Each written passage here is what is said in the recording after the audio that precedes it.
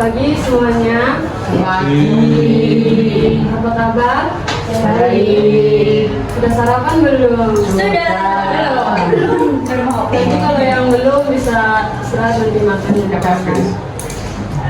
Nah, untuk mengawali pertemuan pada pagi hari ini, salah satu dari kalian bisa untuk memimpin doa.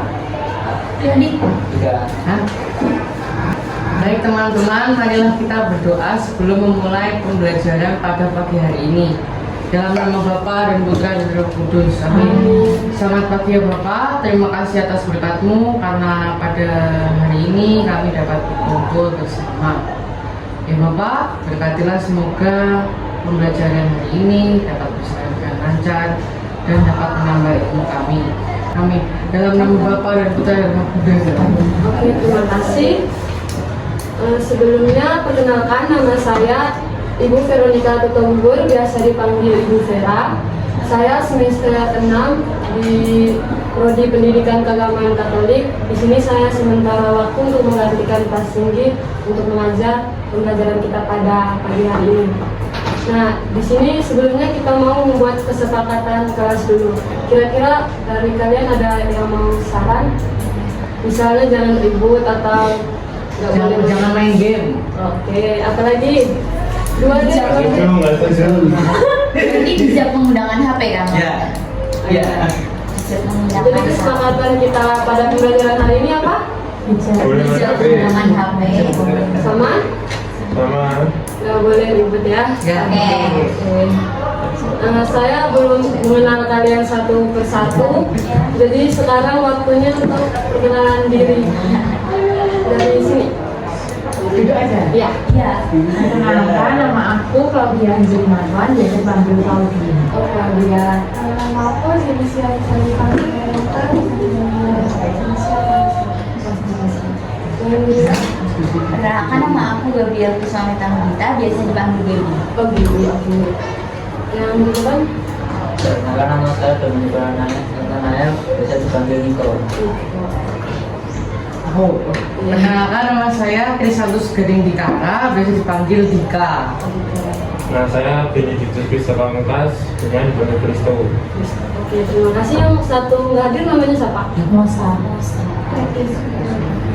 Nanti baru saya kasih lembar kertas untuk tulis nama lengkapnya, terus nitip yang nggak hadir hari ini. Oke, sekarang Ibu mau tanya, materi yang kalian pelajari minggu lalu kira-kira apa? Dari 2 minggu yang lalu sih. Gereja dan dunia. Oh, baru gereja dan dunia. Nah, kalau kemarin Mas Singgi itu suruh aku ngajarinnya yang bagian materi selanjutnya. Nah, saya kira kalian udah belajar ajaran sosial gereja, jadi saya sedikit pengenalan ya tentang ajaran sosial gereja. Ya. Jadi dibuka saja halaman 152. Nah, sebelum kalian mengenal dokumen-dokumen ajaran sosial gereja, di sini Ibu mau menjelaskan bahwa ajaran sosial gereja itu adalah upaya gereja untuk merumuskan maksud dan arah keterlibatan Kristiani dalam menghadapi masalah-masalah sosial yang dihadapi oleh masyarakat yang begitu majemuk dan berbeda-beda ini. Seperti yang ada di situ, ada yang pertama Rerum Novarum. Di sini Ibu jelaskan cuma beberapa aja yang dokumen gerejanya, atau biasa disebut dengan hal-hal baru.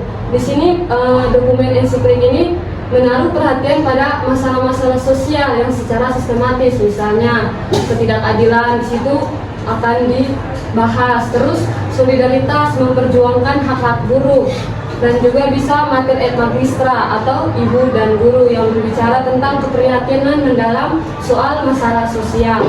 Jadi di situ gereja didesak untuk berpartisipasi secara aktif dalam memajukan tata dunia yang lebih adil. Bisa juga tentang Laudato Si yang berbicara tentang lingkungan, di mana di sini anak-anak sekalian diajak untuk semakin berpartisipasi, merawat, mencintai bumi, dan melindungi bumi sebagai rumah kita sendiri. Atau juga bisa Fratelli Tutti atau semua itu bersaudara. Jadi di sini menekankan adanya persaudaraan dan persahabatan. Jadi kita bisa belajar dari salah satu santo kita yaitu Fransiskus dari Assisi, di mana dia hidup dalam kasih persaudaraan, kebersamaan, sukacita. Di situ dia selalu mengandalkan Tuhan dan selalu hidup dalam rancangan oleh Tuhan. Nah, setelah kita membahas materi yang lalu, di sini kita akan memasuki materi yang baru, yaitu akan dibuka pada buku halaman 159. Dibacakan sama-sama tema pada pagi hari ini, yaitu HAM dalam ajaran kitab suci dan ajaran gereja. Ya, jadi kepanjangan dari HAM kira-kira apa? Iya, hak asasi manusia. Jadi hari ini kita belajar tentang hak asasi manusia dalam terang ajaran kitab suci dan ajaran gereja. Nah, dari situ ada tujuan pembelajaran yang anak-anak harus capai, yaitu anak-anak harus mampu memahami HAM itu dalam terang kitab suci dan ajaran gereja. Nah, sebelum kita memasuki materinya, di sini Ibu mau mengecek pemahaman kalian terkait HAM. Di sini ada sebuah games kecil, yaitu tebak jawaban. Jadi ada 5 soal. Nanti Ibu menyediakan juga 5 buah jawaban. Jadi kalian mencari jawaban dari soal yang sudah disediakan. Bisa mengerti? Ya.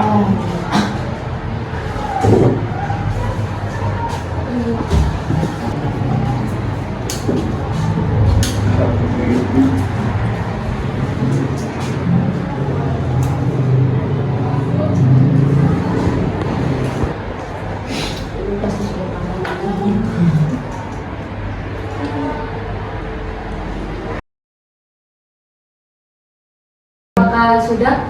Sudah. Sekarang masing-masing dari kalian melaporkan hasil temuan kalian masing-masing. Kita mulai dari pertanyaan yang pertama.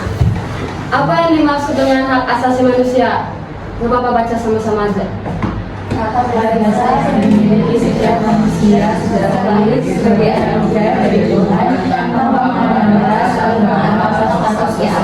Ya, betul sekali anak-anak. Jadi di situ adalah pengertian bahwa hak asasi manusia itu adalah hak dasar yang dimiliki setiap manusia sejak lahir. Jadi tidak dapat diambil oleh orang lain. Jadi itu sudah dari lahir kita sudah menerima hak yang sama dan martabat yang sama dari Tuhan sebagai anugerah yang indah dan istimewa.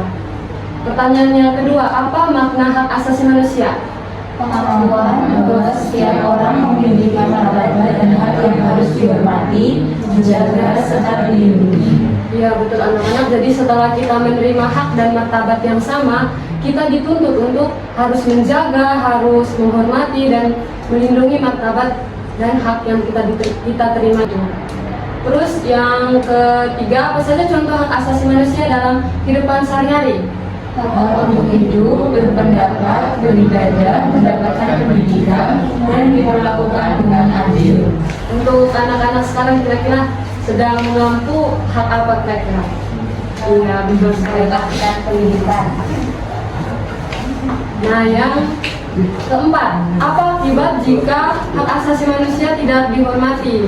Terjadinya ketidakadilan, penindasan, diskriminasi, dan kekerasan dalam masyarakat. Yaitu akibat-akibat yang terjadi jika hak asasi manusia itu kita tidak hormati. Akan terjadinya ketidakadilan, penindasan, kekerasan, diskriminasi. Jadi mungkin di dalam ranah sekolah bisa kayak bullying. Itu bisa membuat orang merasa trauma, kesehatan mentalnya juga terganggu. Dan yang pertanyaan yang terakhir, bagaimana cara kita menghormati hak asasi manusia?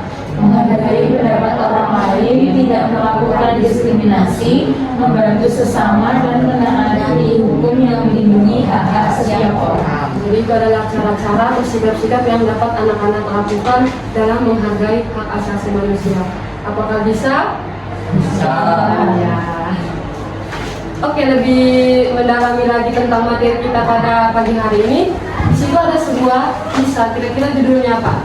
Membangun jiwa. Ya, jadi sekarang anak-anak diberi waktu 10 menit untuk membacanya.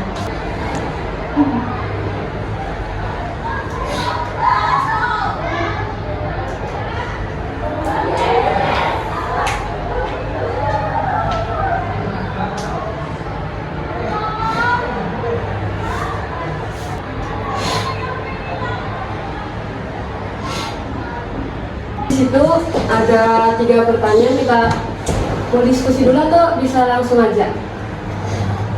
Diskusi dulu atau? Bahas bareng-bareng. Oh, bahas bareng-bareng. Dari kisah Romo Mangunwijaya dapat kita dalami dengan 3 pertanyaan. Yang pertama, siapa itu Romo Mangunwijaya PR? Siapa yang mau jawab? Ayo. Dulu bergabung di prajurit tentara keamanan rakyat. Iya, jadi Romo Mangunwijaya dulu adalah seorang prajurit tentara keamanan rakyat. Apalagi? Mengalami masa revolusi fisik maupun Iya, jadi dia adalah seorang yang waktu itu juga melawan penjajahan Belanda. Apalagi?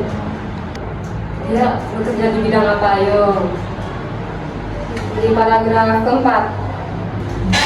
Iya, arsitektur. Jadi Romo Mangunwijaya itu atau nama lengkapnya siapa? Baca sama-sama. Yusuf Widiarta Mangunwijaya. Dia lahir pada tanggal 6 Mei 1929.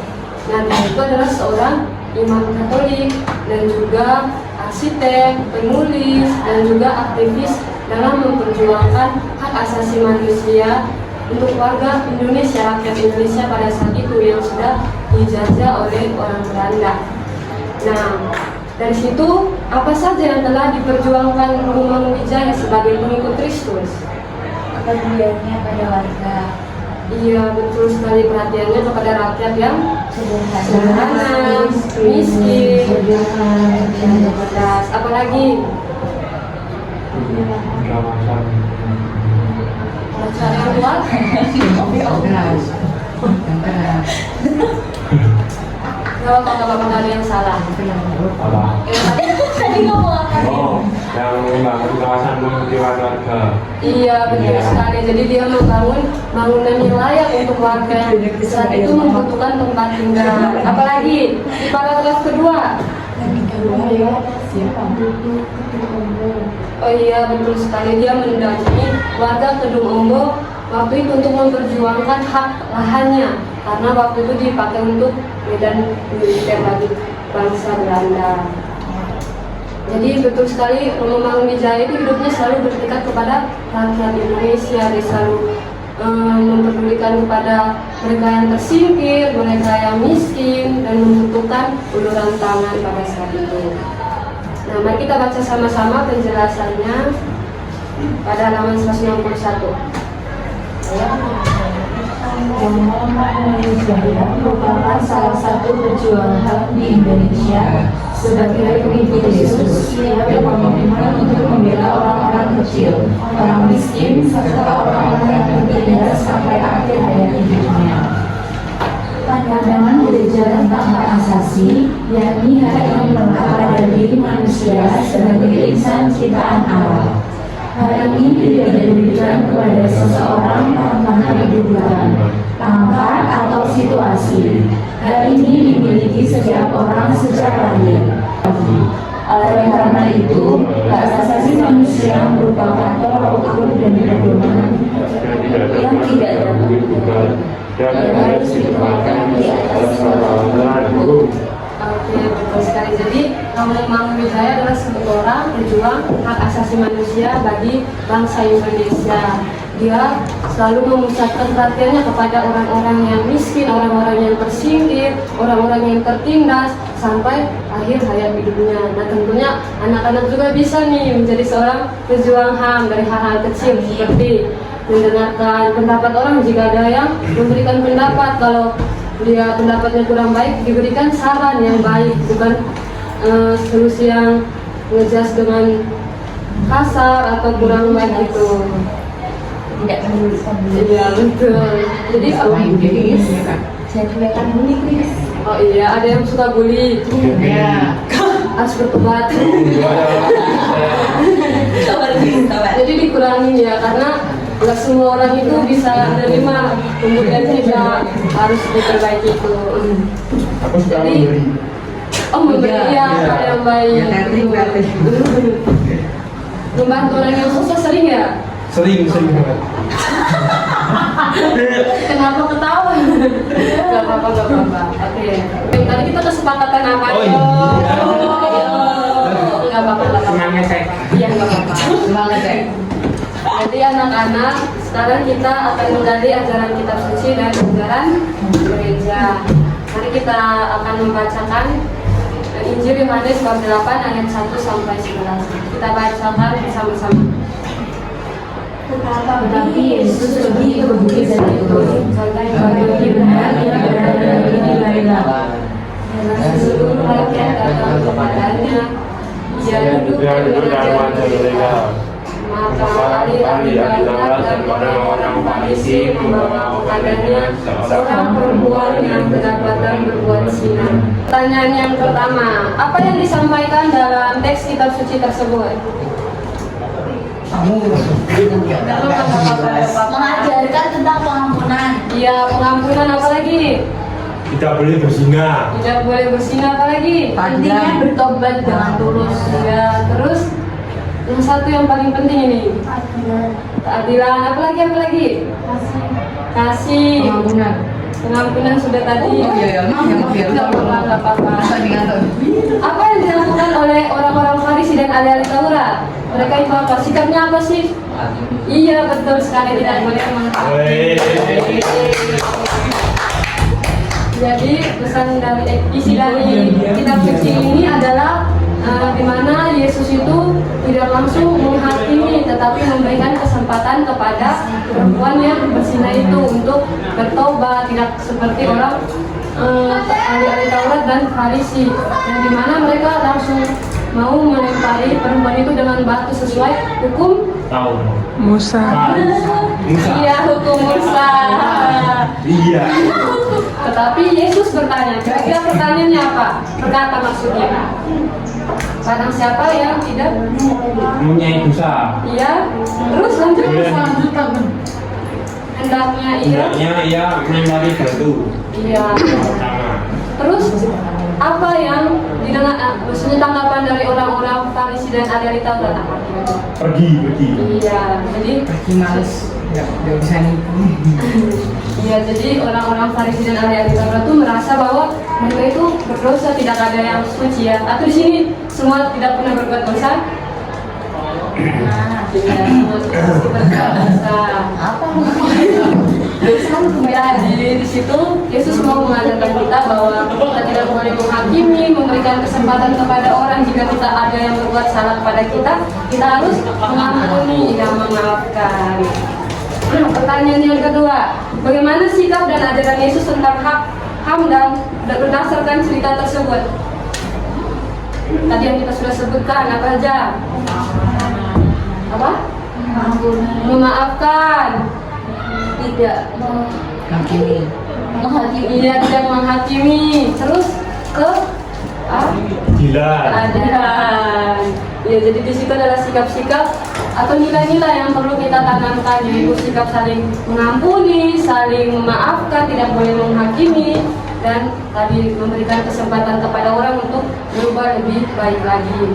Nah, dari kalian masing-masing nih, apa itu budaya kasih? Tadi udah budaya saling mengasihi. Iya, saling mengasihi. Kasih. Mengampuni, saling Iya, mengampuni. mengampuni. Terus Berempati. satu-satu kasih Saling yang lain. memaafkan. Saling memaafkan. Kasih. Cinta. Oke, Pi. Hah? Kita kasih. Cinta kasih. Berdua Males. Mundur. memberikan ke iya. Ya, betul sekali. Jadi itu adalah sikap-sikap yang diajarkan oleh Tuhan dalam menghormati hak asasi manusia. Amin, haleluya. Ya, kita baca sama-sama dulu biar ada intinya yang kita bahas. Yang pertama, hak dasar yang dimiliki oleh setiap manusia adalah hak hidup, hak atas keyakinan dan keagamaan, hak atas harta milik, hak politik, hak atas kepentingan hukum, hak atas pekerjaan, hak atas tempat tinggal, hak atas pendidikan, dan sebagainya.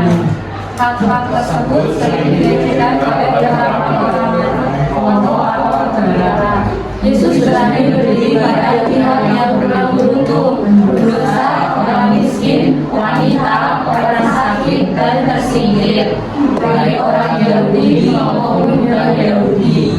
Dengan semangat kasihnya yang tanpa Yesus membela mereka yang tertindas. Sepanjang sejarahnya, gereja atau umat Allah memperjuangkan nasib orang-orang miskin, menderita dengan berbagai cara atas dasar hukum kasih. Ya, ini membaca lektor semua. Oke, mungkin kalian sudah bosan mendengar banyak materinya. Di sini Ibu mengajak satu games lagi terakhir sebelum masuk ke ajaran gereja. Sekarang kita masuk di ice breaking. Nah, jadi sini sebenarnya ada 5 tapi nggak tahu yang satunya jadi 4 aja. Jadi di sini ada sebuah ayat atau pesan kitab suci dan ajaran gereja. Jadi anak-anak diharapkan untuk menyusun potongan-potongan itu menjadi sebuah pesan yang benar. Kira-kira paham? Sahabat cepat, nanti ditraktir oleh Kak Eva makan bakso. Insya Yesus.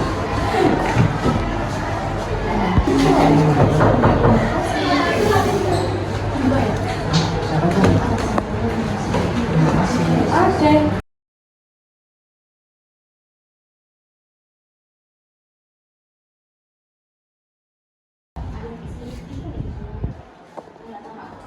Bahagialah. Sudah. Jadi kita akan mengungkapkan hasil temuan kalian masing-masing. Kejadian bab 1 ayat 27. Maka Allah menciptakan manusia. Kira-kira itu berbicara tentang Kita Manusia. manusia. hak ada di depan amplopnya. Hak atas martabat manusia. Iya, hak atas martabat manusia. Yang kedua, Matius. Aku lapar dan kamu memberi aku makan. Iya, aku lapar maka kamu makan, memberi aku makan. Itu berbicara tentang Hak atas kesejahteraan sosial. hak untuk hak atas kesejahteraan sosial. Lukas. Roh Tuhan akan kepadaku sebab Dia telah mengurapi aku untuk menyampaikan kabar baik kepada orang miskin. Ini tadi banyak yang salah. Ini kita duluan ya. Berbicara tentang sosok sebagai pembela HAM. Yesus adalah sosok pembela HAM. Yang terakhir, Gaudium. Itu Gaudium ya? Vitae, betul. Artikel 53 berbicara tentang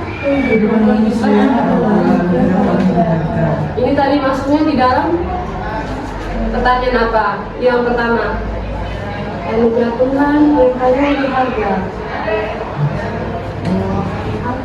Iya, arti betul sekali. Jadi hak atas hidup sebagai dasar manusia. Nah, sekarang kita masuk di bacaan yang terakhir, lebih semangat lagi. Sekarang diberi waktu untuk membacanya dan langsung menemukan jawabannya. Nanti kita langsung aja. Oke, anak-anak, kita kembali ke materi ajaran gereja, Konsili Vatikan II, Gaudium et Spes, artikel Artikel 29. Mari kita dalami dengan 3 pertanyaan. Mengapa gereja menyatakan bahwa kita harus semakin mengakui kesamaan dasarnya antara semua orang? Karena semua orang mempunyai jiwa yang berbudi dan diciptakan menurut gambar Allah. Ya, karena sudah membahas di penjelasan yang bawah betul sekali. Jadi,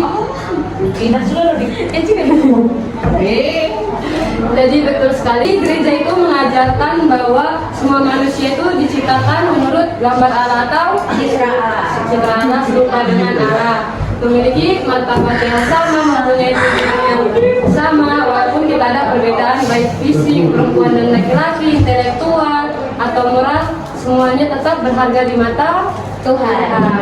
Oleh karena itu, sikap-sikap tadi apa aja? Mengasihi, mengampuni, menghargai, membantu orang itu harus kita tanamkan dalam diri kita sendiri. Pertanyaan yang kedua, apa sikap gereja terhadap diskriminasi pribadi manusia? Yang ketawa, jawab. Lagi Kristus aja mbak. Yang di depan aja. Bagaimana tanggapan gereja terhadap diskriminasi manusia? Tentunya gereja menolak. karena itu bertentangan dengan hak Allah. Jadi gereja menegaskan bahwa hak asasi manusia itu harus Dihapuskan. Ya sudah dilakukan, dihormati, dihargai, dan Dilakukan. Ada yang tadi di pertanyaan. Oke, yang terakhir, bagaimana gereja menyikapi perbedaan dalam masyarakat? Dibacakan yang di poin ketiga penjelasan. Sama-sama. Perbedaan yang wajar itu ada, tetapi kesamaan marwah dan Beverly menuntut dapatlah kondisi hidup yang lebih manusiawi dan adil. Sebab perbedaan Yang wajar. Jadi jika kita menanggapi perbedaan itu sebagai sebuah hambatan, maka terjadi perpecahan, pertentangan, diskriminasi, bullying, dan lain sebagainya gitu. Oke, sudah berada di penghujung. Belum. Di sini ibu mau bertanya kepada anak-anak. Dari materi yang kita sudah pelajari, menurut anak-anak mana yang paling kalian suka? mengajarkan tentang saling mengasihi ya. Iya. Wih keren. Terus yang lain laki-laki. Mengajarkan apa? Materi yang menurut kamu menarik pada hari ini. Jangan berbazina sebelum nikah. Betul. Ada lagi? Dia memberikan kesempatan untuk bertobat.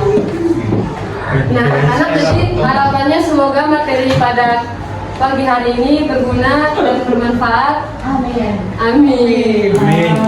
Sebelumnya ibu mau minta untuk evaluasi, jadi nanti dikasih kertas untuk evaluasi pada hari ini. Saya kurang apa diberitahu aja ya. Terima kasih.